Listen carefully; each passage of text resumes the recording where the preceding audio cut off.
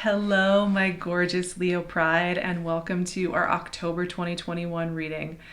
Oh, this month is shaping up to be a really, really interesting, nuanced, deeply spiritual month with also a lot of clarity. But we kind of have to be willing to flow with our souls on this one and not so much with our manager part of our brain on this one, right? Which is generally true, but this month I'm noticing that as a theme. For you all, we're having a ton of energy moving through Libra for this Pride, myself included, I guess. Which is really in flow with Leo energy, right? We've got a new moon in Libra, sun in Libra, Mars in Libra. We also have a Mercury retrograde in Libra. And all of this is going to have to tie into, your communication and to the way that you have those like daily conversations with those people close to you, releasing this throat chakra kind of area, opening up. And some of the big themes that came up for me this month for you all is transformation, rebirth, deepening relationships, and moving from internal mystery to the bigger heart space. So we'll be doing that throughout the month. Now, not only are we doing this Mercury retrograde work of review and an integration, and I will be getting into that deeper on my Patreon. I have a really specific take on Mercury retrograde. I don't have time to get into it here, but I'm very much of the school that this is just like very natural, easy thing to do. It doesn't have to be this trauma-based connective thing. But that Mercury retrograde work is really going to have us getting deep in our conversations, getting deep in the way we communicate. And a message came up for me. So I'll start shuffling the cards. And I also wanted to say, we have that Mercury retrograde. We also have Saturn and Jupiter going direct in Aquarius, your opposing sign. And as these planets go direct, you'll notice what you've learned over the last 5 or so months and what that has brought for you. And you're going to be understanding yourself at a deeper level. Pluto's also going direct in your 6th house. So this can be helpful for energy, for clarity, all of that. So the message that came up with all these deep themes coming up and all this powerful energy moving through is that there are seasons in life. And I think the end of 2021 is going to feel a little bit like this for Leos, where the reference point changes, right? Like we all have reference points in our lives, where we keep our coffee mugs, how we do our hair, what our friendship group looks like, what our weekly routine looks like, that help make life feel secure and stable, and ritual is really good, and having those revolutions is really good. Like revolution as in a little revolving around these reference points. But there are seasons in life when the reference points that we had kind of dissolve, or they don't mean the same to us, or they feel a little emptier, or we are just losing them, right? And Leos are kind of going through this place of points of reference no longer are the same, and we're having to find and create and build new reference points. Now, partially that's super exciting because, exploring who we're becoming each year and each month is really fun, and it's fun to come up with new reference points. It's fun to come up with different ways of doing the week, doing our conversations, doing our relationships, right? Like that's fun. It can also feel like a season of release and even some grief around losing those reference points. Even reference points that we don't feel are particularly emotional, it can be a little sad to see them go, see them transform, see them disappear. A card wanted to come out. Hierophant. All right, I like it. And as we get deeper into this month as well, we're going to start going into Scorpio season, which is the death and transformation season. And for Leos, this is a time of really hearing our soul. This is about the intimacy from deep within and the intimacy that comes from really, truly acting from our soul center, from our inner mothering self, from our inner soul self, from that divine mother self. As we are kind of going through, so this is bringing about some release. And what I have found is the greatest joy that has come in my life, the points of the greatest ability to feel joy, feel compassion, feel inspiration, is the times when I let myself regularly grieve my transformation.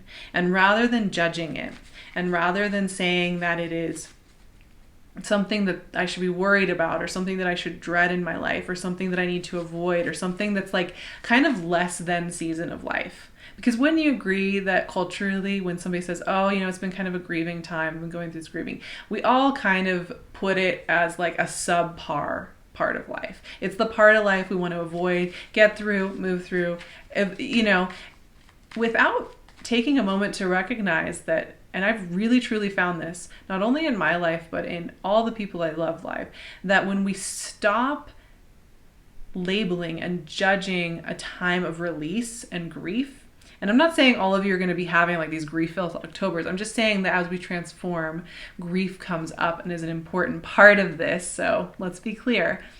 When I've stopped judging the grief and I've let the grief hold me, right? And this can be big, this can be small grief, like short-term 1-minute cries, to the big grief. I relax, I hear my soul, and I'm able to access all my other emotions as well, because we can't selectively block. And there is a healthy way to connect with this transformative part of ourselves when we are changing reference points, when we aren't, when suddenly the things that we crave or rely on are a little bit changed, and we are looking at everything from new aspects. 8 of Swords. Let's pull one more card to go with this. And Temperance. Venus, I will say this month, Venus is going to move into Sagittarius early in the month. And this is great for Leos because it's that romantic, playful aspect. And also Libran energy is romantic and playful with Leo as well. So as much as I've been talking about grief and change, there is a romantic playfulness to this whole month. Now, I'm going to pull one final card from my Hidden Worlds Oracle deck. I feel like I'm still trying to figure out how they're kind of large cards. They're a little bit tricky to shuffle. But I love this deck. It's really beautiful. And we have Mountain Lights. Ooh, that is fun. Light beings, portals, and subtle energies. Okay, so we got some pretty spiritual energy going on, Leos. And I'm not surprised. Leos are very spiritual people and have a really big, deep well of emotion that on pop astrology never really gets addressed, because Leos are supposed to be arrogant and egotistical and shallow and like have cheesy fashion taste. I don't know. Whatever. I don't really relate to that. And I think a lot of you don't either. Leos are some of the deepest, most feeling, most empathic, heart-based people you'll ever meet. And they live their emotions big and are deeply spiritual beings. And I'm seeing that in the cards here. And this month just in general has a very spiritual feel to it. So let's go through this because you got some big energy here, my friends. So Hierophant, we'll start there. Let's start there. The Hierophant is kind of this conduit to the divine, right? And when he's showing up in a reading, he's asking you to show up as a conduit, to allow yourself that access to divine wisdom. And while Hierophant is, interestingly enough, tied to the establishment, the way things have always been done, old traditions, old rituals.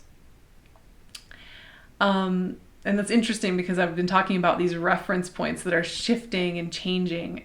I think the Hierophant does speak to something that is eternal, which is just showing up to allow that divine wisdom to come through. Some of the things you're going to be learning at this time as well can be things that you can share and teach and create in the coming months ahead. So store that information. Now, it's just really interesting because this is a card that asks us to come into communion with divine. And it can also signal as well, speaking of this card actually, new spiritual teachers or new connections that allow you to access that more. So you may be finding that. Let's talk about these two together though, because I have a funny fondness for the 8 of Swords. I think the 8 of Swords is maybe one of the most transformative cards. I find this card shows up right before like a big shift in energy, a big break in the case, a big answer you've been waiting for. It's kind of this like And I think this kind of energy shows up often right before we are about to get an answer, because we can feel that. We can feel that energy moving in, and we feel tense and freaked out. We freak ourselves out our about our unknowing and knowing that things are coming. And it's almost this period of like, if we can just learn to relax into it, relax into the unknowing, relax into our transformation, we're going to have a much easier time with the energy. But it does tend to show up right before a big breakthrough. And understandably, big shifts in energy are a little intimidating from the outset, but as we get into them, of course, they hold us more. And that's the thing. This card, this Eight of Swords, is surrounded by not only the Hierophant of spiritual teaching, spiritual wisdom, spiritual tradition, and coming back into that space, but also Temperance, which is a card of such good luck. This is a beautiful angel. This is a divine alchemist.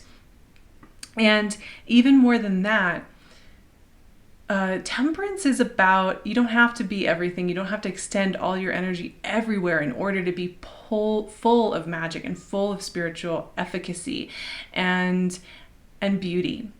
Temperance is about the beauty of creating in life from a place of softness, where we don't feel we have to burn too hot or shut ourselves down, but that we can be just ourselves without all the bells and whistles. I find that when I'm just being truly myself, it's so easy to take it for granted.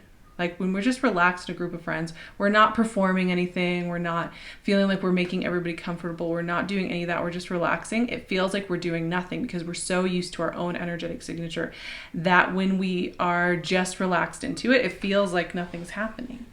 But that's the piece of Temperance energy. And this is a creative energy. This is a flirty, creative, powerful, warm, optimistic, playful, joyful, innovative energy.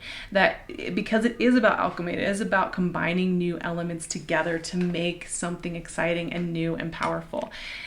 And so there is just this trust yourself. Trust your becoming. Trust that this is all working in a beautiful way. Now we finally have our oracle card, the Mountain Lights, light beings, portals, subtle energies. So we're just going there. This deck is very much about the hidden energetic world. And, we're looking at these mountains, kind of Lemurian style energy going on there. But here's the thing. This energy, and as we get into Scorpio season, I find this to be just generally, we all need to be taking this wisdom. It is a time to check into your hidden energetic worlds. It is a time to allow for the magic of the hidden energetic world to flow through you. So if you've been feeling like you've had to put the brakes on that a little bit, or be a little cautious with it, or you felt like it's being a little immature or not conscientious enough, this card to me speaks to cultivating that magic with yourself again, cultivating that childlike wonder and joy of the energetics of the world, and cultivating that sense of beauty and connection to it, and making that a priority this month above everything else. Hierophant, Temperance, and the Mountain Lights are all speaking to deep spiritual learning and connecting to deeper teachers within yourself as well as around you. And this is a season of shift and change for Leos. This is a season where you're going to meet yourself anew, and you are going to meet the truest version of yourself yet. And that's really exciting. It's really deep. It's also subtle. People around you may not be noticing these, other than you may have more light to you. You may have like a look that's a lot more magnetic to you. That can happen. But people probably aren't going to realize all the things that are shifting and changing for you inside while this is all happening. So keep that in mind.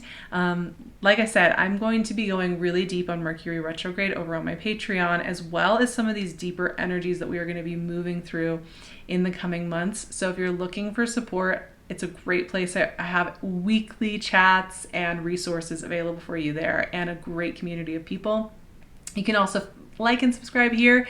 Find me on Instagram at Vrba, and find me on my website. So all of those options are available. I would love to see you in any and all those places.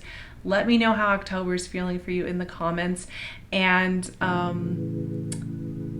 yeah, I will leave all my info below. And I love you, Leos. I hope you have a beautiful October full of spiritual growth and connection and love and grace and peace. And I will see you all so soon.